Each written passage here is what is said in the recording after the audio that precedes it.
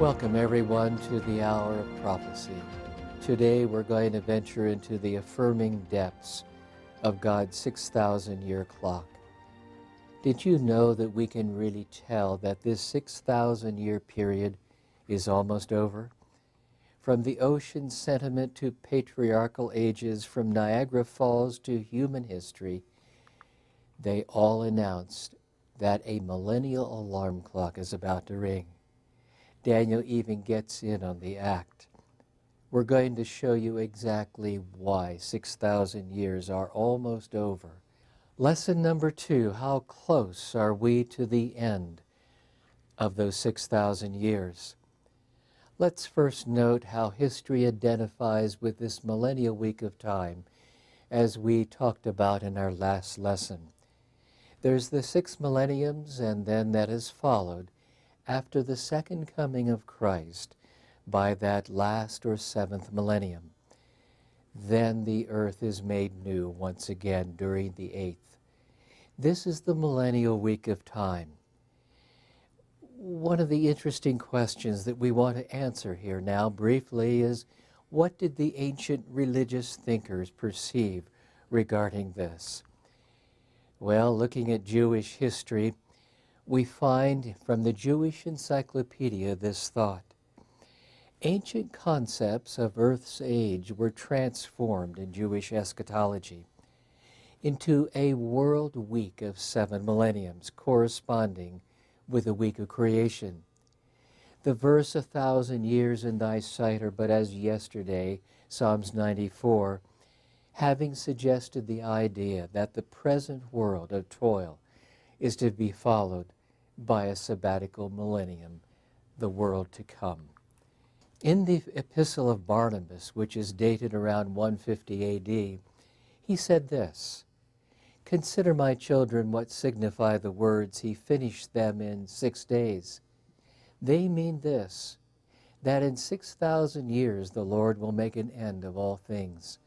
For a day is with him as 1,000 years, and the words, he rested on the 7th day, signify this. After that his Son hath come, and hath caused to cease the time of the wicked one. Then shall he rest well on the 7th day." Irenaeus, one of the church fathers of 120 to 202 A.D., said this, "For in as many days as this world was made, in so many thousands of years shall it be concluded. This is an account of the things formerly created, as also it is prophecy of what is to come. They will come to an end at the 6,000th year." Lactantius, A.D. 260 to 330, he said this, "Therefore know that the 6,000th year is not yet completed, and that when this number is completed, the consummation must take place. Again, since God, having finished his work, rested the 7th day and blessed it, at the end of the 6,000th year, all wickedness must be abolished, and righteousness must reign." We now question, is the written history of this world detailed enough to actually conclude the 6,000-year age suggested by these men as being accurate? Is the biblical record thorough enough to reveal a similar period? Are there scientific clues that might help us in the age of the earth? God's great week of millennial time urges us to find every clue possible to affirm this biblical precept. Why is this important? If God gave planet Earth 6,000 years to redeem itself and return to his divine standard, we have amazing concerns. If we can determine that the 7th millennium is about to begin, we have solemn urgency to fully please God. This demands a clear understanding of what God's expectations now really are. This study will prove that an elevated time to think about end things really has arrived. One skeptical Christian scientist recently noted, there is an increasingly impossible task of maintaining the fiction that there is a clear scientific evidence that life on this planet is only 6 to 10,000 years old, and that there has been a geologically recent world flood. That's written by a professor who claims to be a Christian. Are we at the mercy of such scientists' bold, radical assumptions? Or is there evidence to convince even the layperson of the Bible's prophetic accuracy?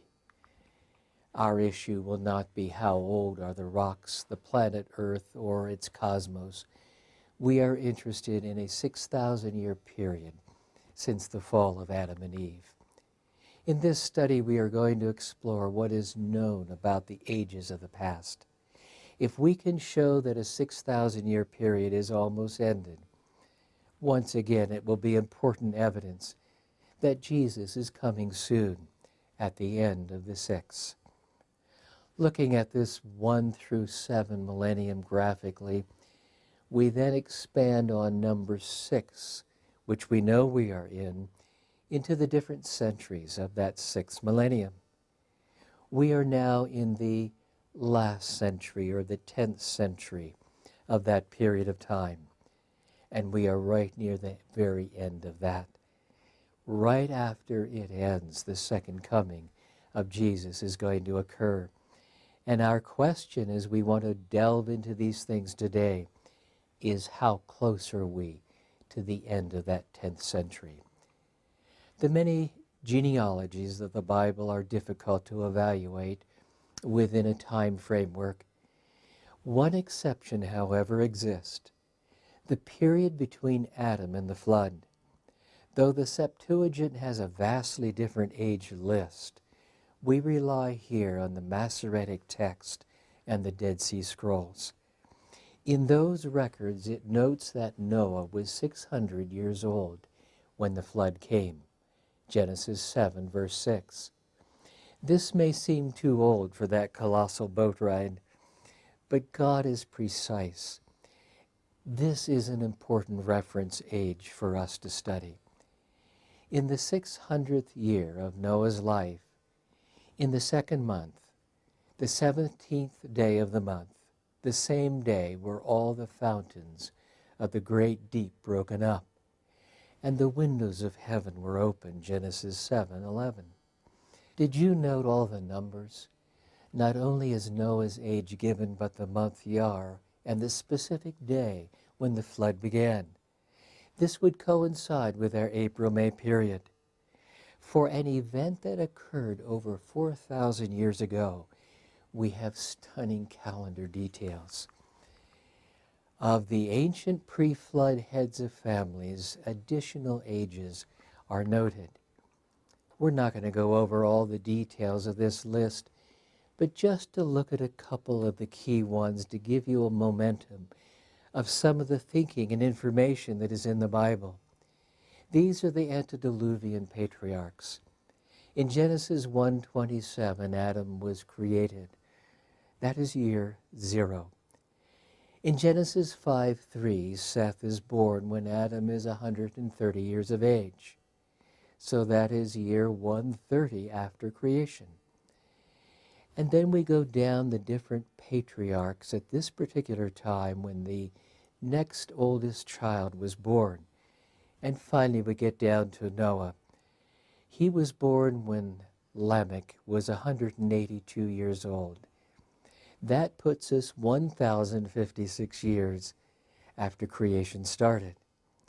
And then in Genesis 7:11, it says the flood came when Noah was 600 years old. That then would be year 1,656 from the point creation began. Creation appears then to have occurred 1,656 years before the flood. We still don't know how long Adam and Eve were in the Garden of Eden before the fall, which begins really that 6,000-year clock. But we don't think it was more than just a few years at the most.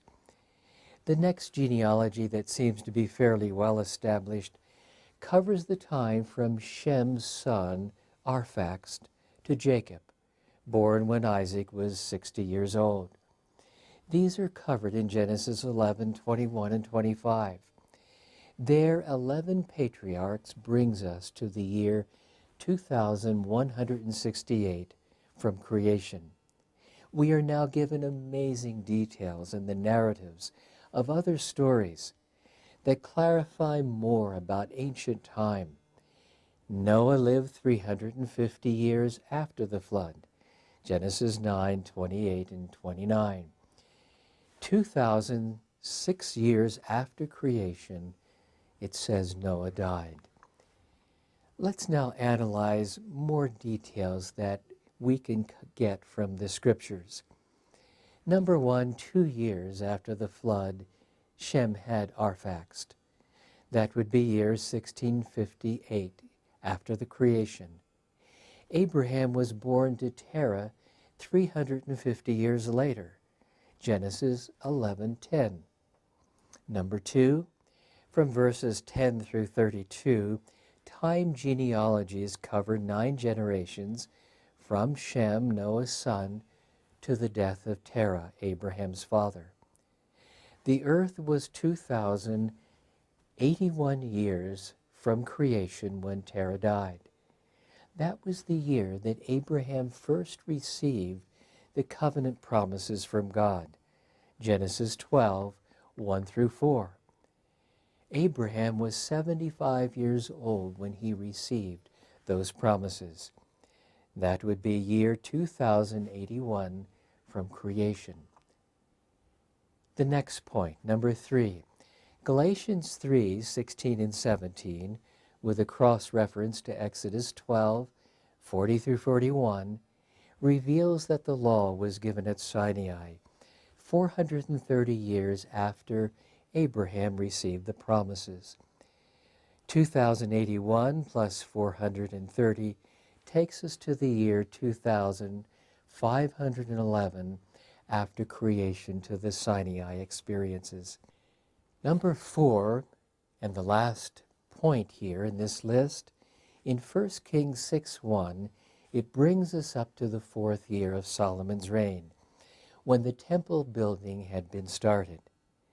This verse notes that the year was the 480th year from the Exodus, the year the law was given at Sinai. 2,511 years after creation, the Exodus, plus 480 years, brings us to 2,991 years from creation. This was Solomon's 4th regnal year when the temple work began. Year 2987 would then be his 1st regnal year. Can we discover historically when Solomon reigned? Ancient records do help us to come close. Most records range from 970 to 1000 BC. That is an agreement range of 30 years. 971 BC is a year accepted by many archaeologists from the work of the late Edwin R. Thiele. 986 BC has been more recently presented from the meticulous work of astronomer John P. Pratt. We are using 986 BC in our calculations in this presentation.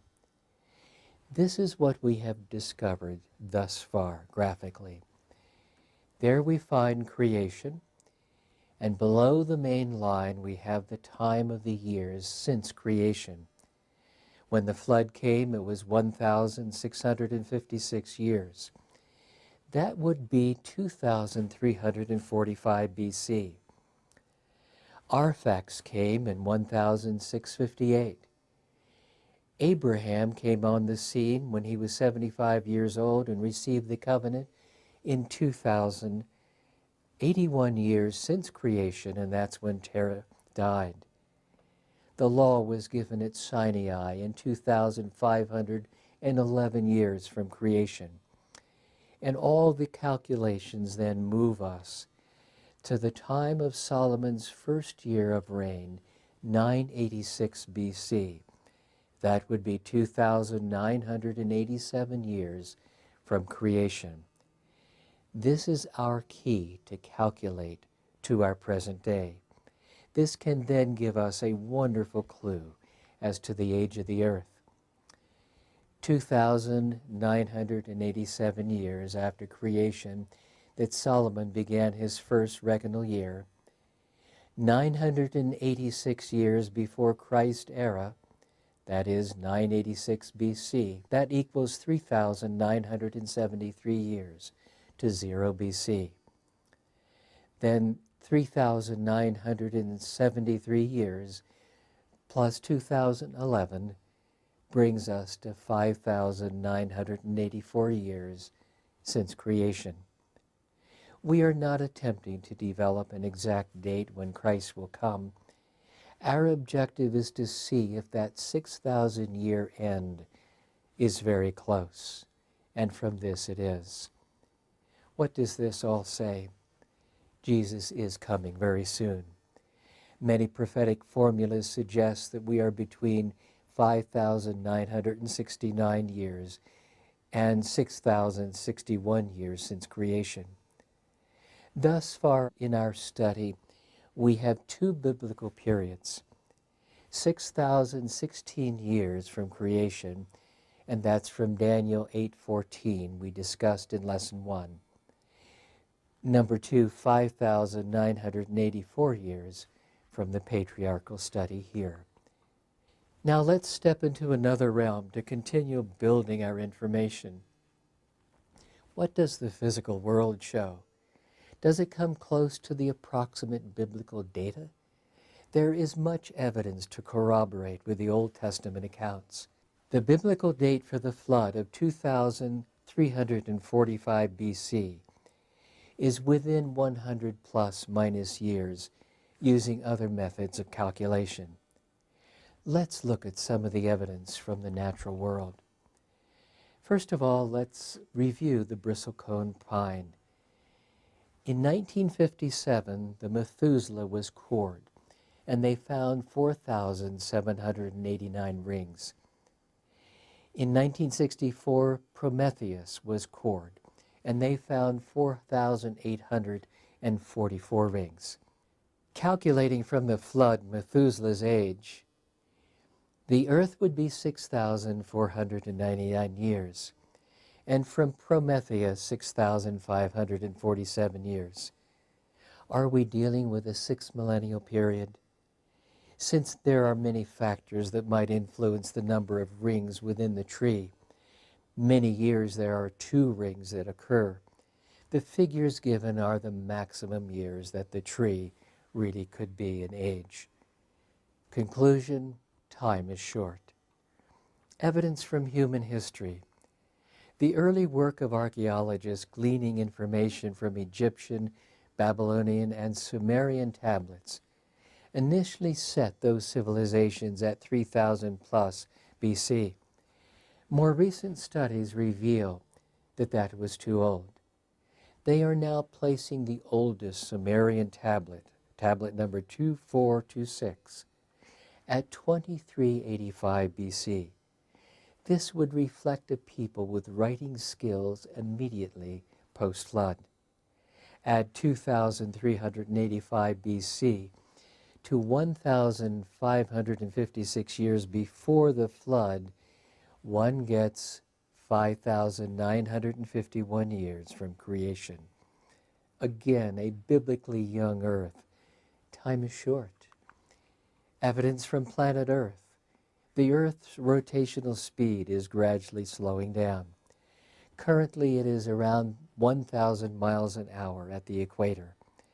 If the Earth was millions of years old, its speed would have been so great that it would be like a pancake. Nothing would be retained on its surface. From Earth's changing speed alone, a young Earth is suggested. Another fascinating issue comes from the magnetic fields of the Earth. They are decreasing.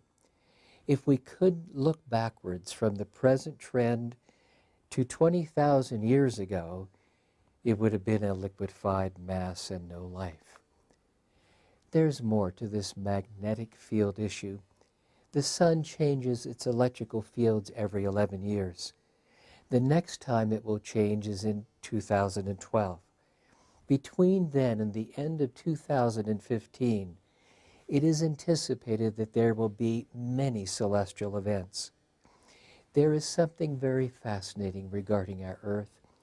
Based on McFarlane's alternative magnetic field theory, the evidence suggests that a major change occurred 4,500 years ago. That would be close to the flood at 2460 BC, or 6,027 years since creation. The clocks are right on. Oil and gas reserves give us a clock. These fossil fuels are located in porous or permeable rock. They are constantly leaking in many areas under the ocean floor. If the age of the Earth was even 20,000 years old, the reserves would have been depleted long ago. Shifting of the Earth's plates has been studied as initiating these leaks. They appear to have been moving since approximately 2400 BC. That's interesting. A biblically young Earth, making it 5,967 years. Niagara Falls is an interesting clock. 20% of the world's fresh water flows over those falls. The friction of the water over the rocks erodes the cliffs approximately 3 feet per year. This has been studied geologically as to how long the river canal would take to erode from its final destination at Lake Ontario. From 2011, 4,380 years ago, the time of the flood. Biblically young Earth, 5,936 years from the Niagara Falls calculation. The Earth age from bodies of water, looking at the Mississippi Delta. As rivers flow out to the sea, tons of sediment move further out into the ocean.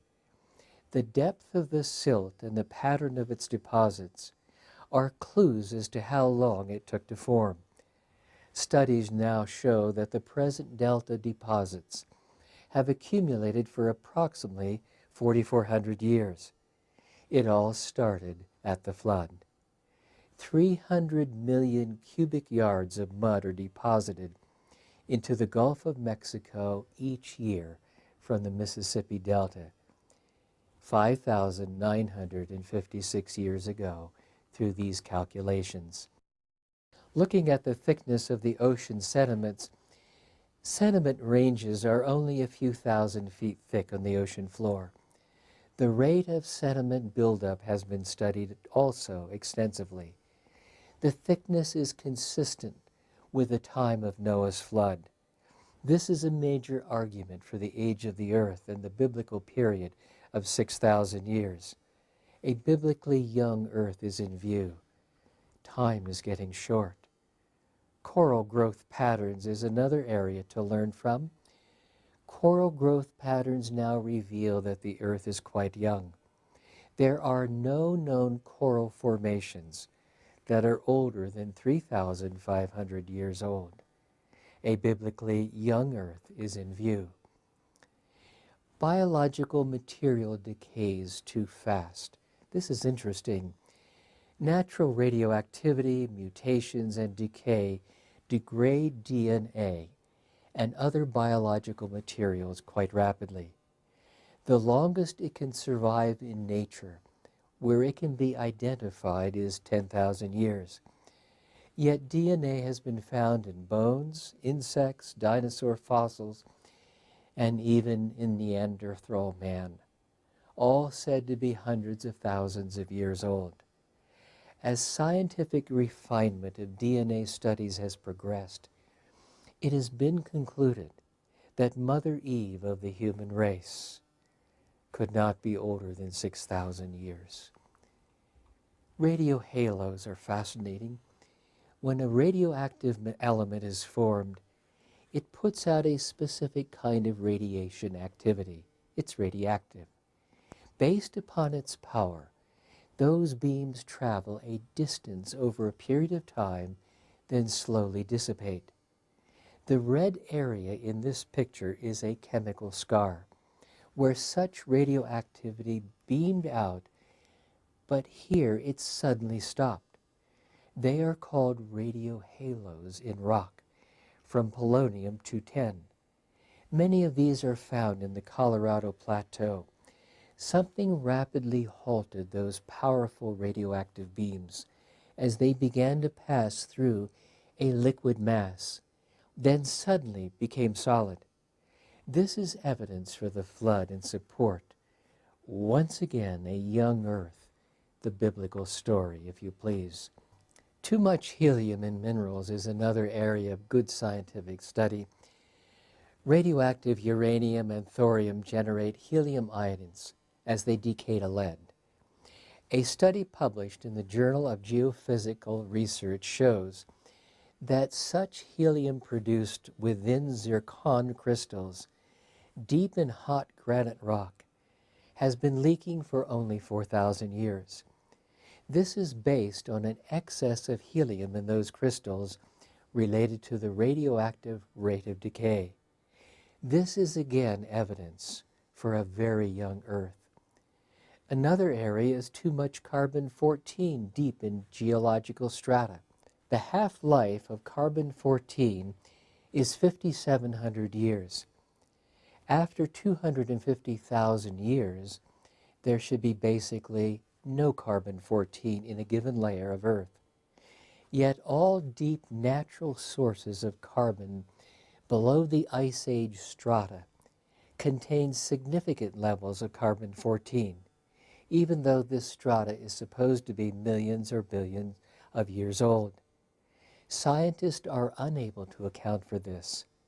Recently, similar observations have been shown in coal samples and even in diamonds. By the carbon-14 levels, there is strong evidence that the Earth is only thousands of years old. What have we learned about God's millennial week of time so far?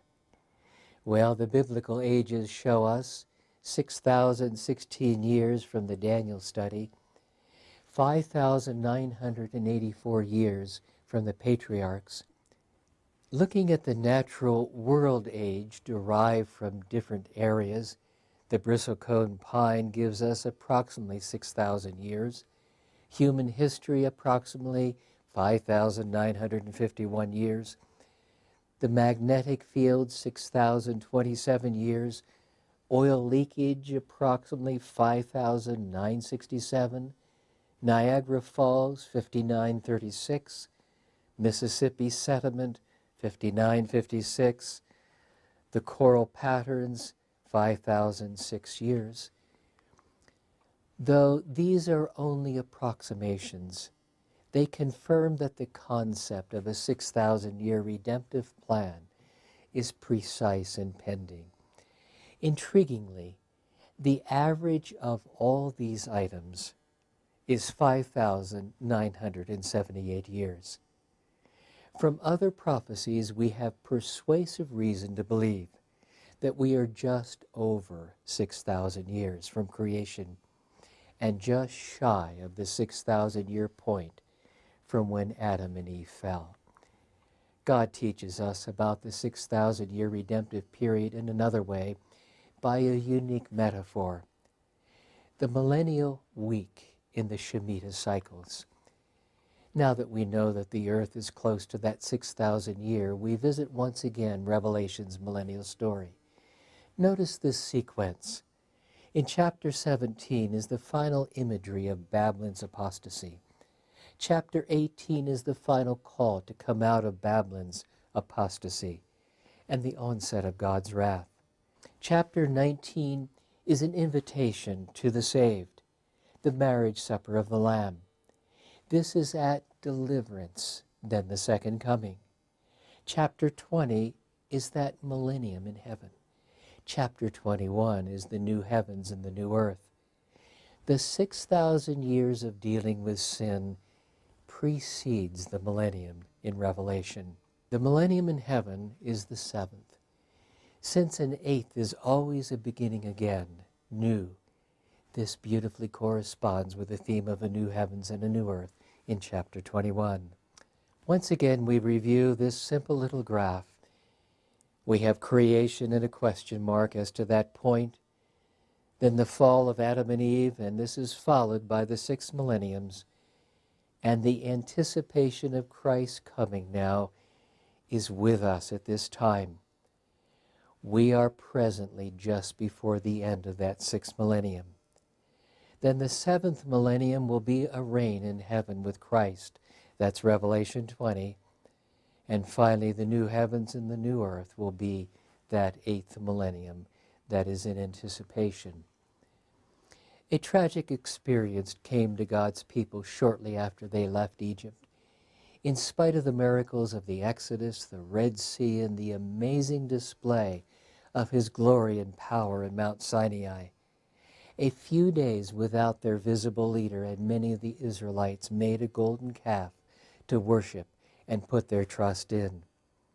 Observing visible signs never assures that faith and trust will continue to prevail, and it certainly didn't with these Israelites. What was God going to do? The main perpetrators were removed. Then He developed a plan where the people would practice trusting in Him. And this is what it says in Leviticus 25, 1 through 4. And God spoke to Moses on Mount Sinai, saying, "Speak to the children of Israel and say to them, when you enter the land," and that's an important key. They didn't do it when they were going through the wilderness. "When you enter the land which I am giving to you, the land shall be at rest, a Sabbath unto the Lord. For 6 years you shall plant your field, and for 6 years you shall prune your vineyard, and ye shall harvest its produce. But the 7th year shall be a Sabbath of rest for the land, a Sabbath for the Lord." What happened during that year? 3 things of wonderful significance occurred. Number 1, the land would rest. It kept a Sabbath. There would be no farm labor. God provided the food beforehand in anticipation of that year. That time, therefore, would be devoted 100% to God and His plans. Number 2, the volunteer crops and the land space belonged to everyone.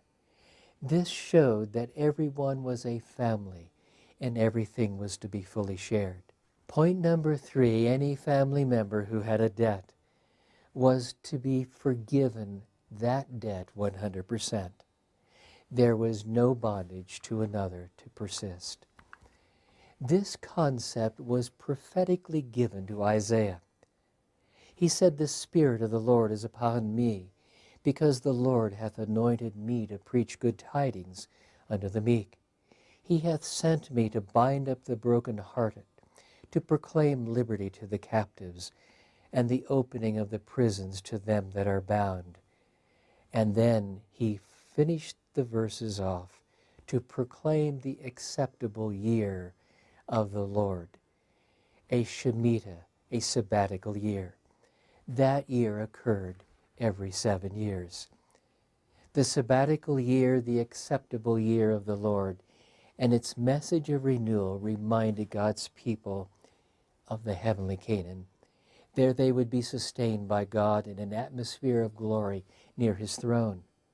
There no bondage would exist. Life in many ways would be a continual 7th. Then God said every 7 of those 7 cycles, 49 years, a special year called a Jubilee would come. That was when land was to be restored to the original owners, and all slaves were to be freed. That came after the 49 years on an 8th. This is partially depicted in Revelation 7. At the end of time, during the 7th millennium, the saints are described this way in verses 9 through 10. "After this I beheld, and lo, a great multitude, which no man could number, of all nations and kindreds and people and tongues, stood before the throne and before the Lamb, clothed with white robes and palms in their hands, and cried with a loud voice, saying, Salvation to our God, which sitteth upon the throne, and unto the Lamb. Then in Revelation 20, where the millennium is presented, it says in verse 4, And I saw thrones, and they, God's people, sat upon them. And they lived and reigned with Christ 1,000 years. Hebrews 4:11, the saints have just entered the antitypical land of Canaan, heaven, and it counsels them, let us labor therefore to enter into that rest. Let us labor during the sixth, in preparation for the onset of that seventh. Everywhere we look, we see the biblical model. 6 plus 1 is 7. Then 7 plus 1 is that eighth. In the Shemitahs or sabbatical years with the following Jubilee, we see 6 years plus 1, the seventh, or Sabbath with God. Then the seventh plus that one, the eighth, when everything becomes new again. 6 millenniums plus 1 equals the 7th millennium with Jesus. 7 millenniums plus 1, then the new heavens and the new earth. Expositor White noted this: the great plan of redemption results in fully bringing back the world into God's favor. All that was lost by sin is restored. Not only man, but the earth is redeemed to be the eternal abode of the obedient. For 6,000 years, Satan has struggled to maintain possession of the earth. Now God's original purpose in its creation is accomplished. The saints of the Most High shall take the kingdom and possess the kingdom forever, even forever and ever. Adventist Home 539 and 540. Are we close to the end of that 6,000-year period? Based on the patriarchal records, we are just shy of that period. Based on the prophetic analysis, we are just over that point. Together they are exactly at the 6,000-year point from creation. The physical world's data suggests that this point is just shy. This all again suggests that we are exceedingly close to the second coming of Christ. Just ahead, a work will soon be finished. Then the 6,000 years will end. Expositor White had other things to say that it's important for us, but there is a day that God hath appointed for the close of this world's history. God has set aside that particular time. This gospel of the kingdom shall be preached in all the world for a witness unto all nations, and then shall the end come. Prophecy is fast fulfilling. More, much more should be said about these tremendously important subjects. The day is at hand when the destiny of every soul will be fixed forever. This day of the Lord hastens on apace. The false watchmen are raising the cry, all is well, but the day of God is rapidly approaching. Continuing, its footsteps are so muffled that it does not arouse the world from the death-like slumber into which it has fallen. The solemn fact is to be kept not only before the people of the world, but before our own churches also, that the day of the Lord will come suddenly and unexpectedly. The fearful warning of the prophecy is addressed to every soul. Let no one feel that he is secure from the danger of being surprised. Let no one's interpretation of prophecy rob you of the conviction of the knowledge of events which show that this great event is near at hand. Fundamentals of Christian Education 335 and 336. We are now this close. And ringing in our ears is the thoughts coming from the book of Revelation, Revelation 3:11 and 22:7. Behold, I come quickly. Hold that fast which thou hast, that no man take thy crown. again at the end of the book, behold, I come quickly. Blessed is he that keepeth the sayings of the prophecy of this book.